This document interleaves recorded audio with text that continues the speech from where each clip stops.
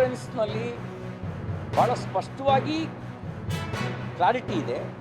ಎರಡು ರೀತಿ, ಹವಾಮಾನ ಆಧಾರಿತವಾಗಿರೋದು, ಇನ್ನೊಂದು ಬೆಳೆ ನಷ್ಟದ್ದು. ಹವಾಮಾನ ಆಧಾರಿತವಾಗಿರ್ತಕ್ಕಂಥದ್ದು ಆ ಪ್ರದೇಶಕ್ಕೆ ಅತಿವೃಷ್ಟಿ ಆದರೆ ಅಥವಾ ಬರ ಬಂದರೆ ಅದರ ಬೇಸ್ ಮೇಲೆ ಇನ್ಶೂರೆನ್ಸ್ನ ಜನರಲ್ ಆಗಿ ಡಿಕ್ಲೇರ್ ಮಾಡಬೇಕು, ಇದು ಹವಾಮಾನ ಆಧಾರಿತ. ಇನ್ನೊಂದು ಕ್ರಾಪ್ ಲಾಸ್ ಇನ್ಶೂರೆನ್ಸು, ಅದು ಇಂಡಿವಿಜುವಲ್ ಆಗಿ ಡಿಸೈಡ್ ಮಾಡಿ ಡಿಕ್ಲೇರ್ ಮಾಡಬೇಕು, ಎಲ್ಲಿ ಬೆಳೆ ನಷ್ಟ ಆಗಿದೆ, ಯಾವ ಕಾರಣಕ್ಕಾಗಿದೆ ಅಂತೇಳಿ. ಇಲ್ಲಿ ಸರ್ಕಾರದ ಮಧ್ಯಪ್ರವೇಶದ ಅವಶ್ಯಕತೆ ಇದೆ. ಯಾಕೆ ಅಂದರೆ ಆಯಾ ರಾಜ್ಯ ಸರ್ಕಾರಗಳು ಆಯಾ ಏಜೆನ್ಸಿಯನ್ನು ಕೊಡುವ ಅಧಿಕಾರ ಅವರಿಗೆ ಇದೆ, ಯಾರಿಗೆ ಕೊಡಬೇಕು ಅಂತ. ಯಾರು ಟೆಂಡರಲ್ಲಿ ಪಾರ್ಟಿಸಿಪೇಟ್ ಮಾಡಿದರೂ ಕೂಡ ಫೈನಲ್ ಡಿಸಿಷನ್ನು ಸರ್ಕಾರ ಮತ್ತು ಆ ಸಂಬಂಧಪಟ್ಟ ವಿಮಾ ಏಜೆನ್ಸಿಗಳು. ಹಾಗಾಗಿ ಸರ್ಕಾರ ಮಧ್ಯಪ್ರವೇಶ ಮಾಡಿ ನಷ್ಟಕ್ಕೊಳಗಾಗಿರ್ತಕ್ಕಂಥ ರೈತರಿಗೆ ಪರಿಹಾರ ತುಂಬಿಸೋದಕ್ಕೋಸ್ಕರನೇ ಆ ಇನ್ಶೂರೆನ್ಸ್ ಯೋಜನೆ ಇರೋದು. ನಷ್ಟಕ್ಕೊಳಗಾದರೂ ಪರಿಹಾರ ಇಲ್ಲ ಅಂತ ಹೇಳಿದ್ರೆ ಏನು ಇನ್ಶೂರೆನ್ಸ್ ಕಂಪ್ನಿ ಉದ್ಧಾರ ಮಾಡೋಕ್ಕೆ ರೈತರು ವಂತಿಗೆ ಕಟ್ಟಬೇಕಾಗಿರೋದು. ಹಾಗಾಗಿ ಈ ಸಂದರ್ಭದಲ್ಲಿ ಸರ್ಕಾರ ಮಧ್ಯಪ್ರವೇಶ ಮಾಡಬೇಕು ಅನ್ನೋದು ನನ್ನ ಆಗ್ರಹ ಇದೆ. ಇನ್ಶೂರೆನ್ಸ್ನಲ್ಲಿ ಭಾಳ ಸ್ಪಷ್ಟವಾಗಿ ಕ್ಲಾರಿಟಿ ಇದೆ. ಎರಡು ರೀತಿ, ಹವಾಮಾನ ಆಧಾರಿತವಾಗಿರೋದು, ಇನ್ನೊಂದು ಬೆಳೆ ನಷ್ಟದ್ದು.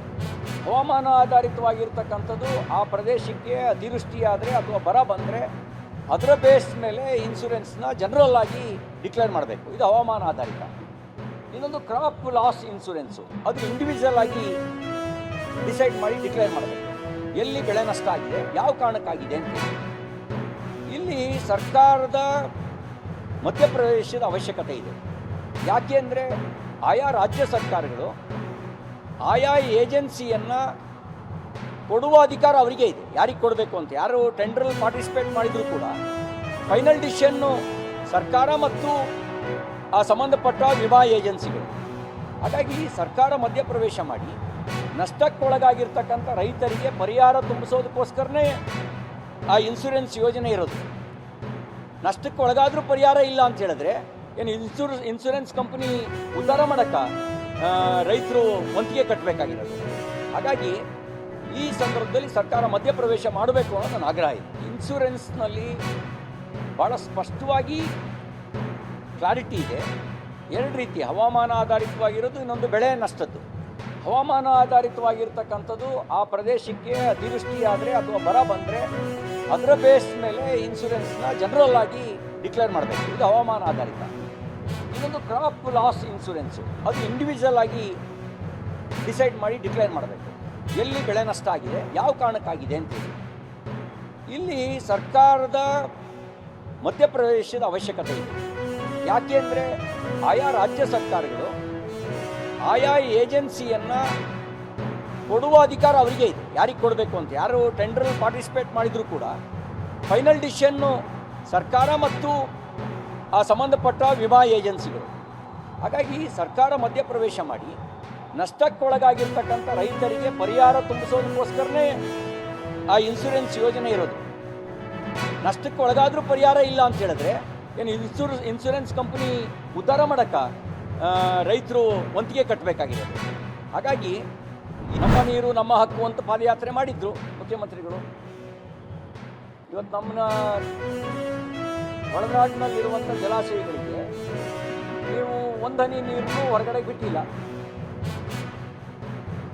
ಕುಡಿಯೋ ನೀರಿಗೆ ನೀರು ಬೇಕು ಅಂತ ನೀವೇ ಹೇಳಿದ್ದೀರಿ. ಮುಖ್ಯಮಂತ್ರಿಗಳೇ, ನಮ್ಮ ನೀರು ನಮ್ಮ ಹಕ್ಕು ಅನ್ನೋದು ಬರೀ ವಿರೋಧ ಪಕ್ಷದಲ್ಲಿದ್ದಾಗಲೋ ಅಥವಾ ಮುಖ್ಯಮಂತ್ರಿ ಆದಾಗಲೂ ನಮ್ಮ ನೀರು ನಮ್ಮ ಹಕ್ಕು ಅನ್ನೋದು ನೆನಪಲ್ಲಿ ಇರುತ್ತೆ ಅನ್ನೋದಾದರೆ ನೀವು ಆ ನೆನಪಲ್ಲಿರೋದನ್ನು ಆದೇಶದ ಮೂಲಕ ನಮ್ಮ ನೀರು ನಮ್ಮ ಹಕ್ಕು ಅನ್ನೋದನ್ನು ಸಾಬೀತುಪಡಿಸಿ. ನಿಮ್ಮ ಬೆನ್ನಿಗೆ ನಾವಿದ್ದೀವಿ, ಯಾರಿಗೂ ಹೆದರಬೇಡಿ. ಮುಂಚೆ ಇದ್ದ ಅಡೆತಡೆಯೂ ಈಗ ನಿಮಗೆ ಮೇಕೆದಾಟು ವಿಷಯದಲ್ಲಿ ನಿವಾರಣೆ ಆಗಿದೆ. ಭಾರತ ಸರ್ಕಾರ ಭಾಳ ಸ್ಪಷ್ಟವಾಗಿ ಹೇಳಿದೆ, ಆ ರಾಜ್ಯದಲ್ಲಿ ಅಣೆಕಟ್ಟು ಕಟ್ಟೋದಕ್ಕೆ ಬೇರೆ ಅನುಮತಿಯ ಅವಶ್ಯಕತೆ ಇಲ್ಲ ಅಂತೀವಿ.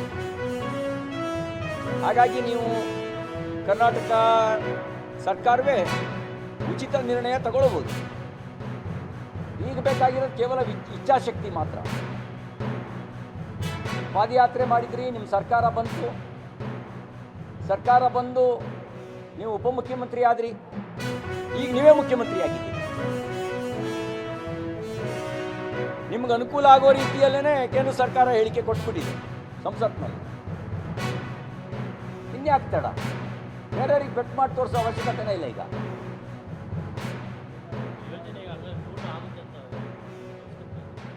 ನಂಗೆ ಗೊತ್ತಿಲ್ಲ. ಈಗ ಅವ್ರು ತಾನೇ ಪಾದಯಾತ್ರೆ ಮಾಡಿದ್ದು. ಯೋಜನೆಗೆ ಕಲ್ಲಾಗ್ತಿರೋ ಅಥವಾ ಯೋಜನೆ ಮಾಡೋದಕ್ಕೆ ಕಲ್ಲಾಗ್ತಿರೋ ಯೋಚನೆ ಮಾಡಿ. ನಿಮ್ಮ ಕೈಲೇ ಇದೆ.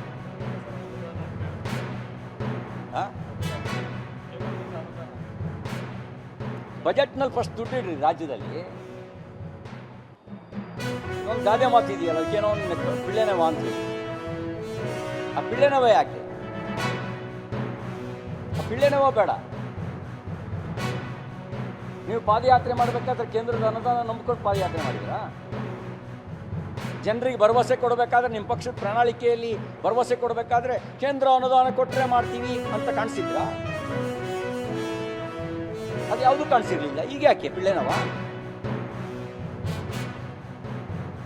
ಮುಂಚೆ ಆದರೆ ತಮಿಳ್ನಾಡು ತೋರಿಸ್ತಿದ್ರಿ, ರಾಜಕಾರಣ ಮಾಡ್ತಿದ್ರಿ. ಅಲ್ಲೂ ನಿಮ್ಮ ಸ್ನೇಹಿತರೆ ಅಧಿಕಾರದಲ್ಲಿ ಇದ್ದಾಗಲೂ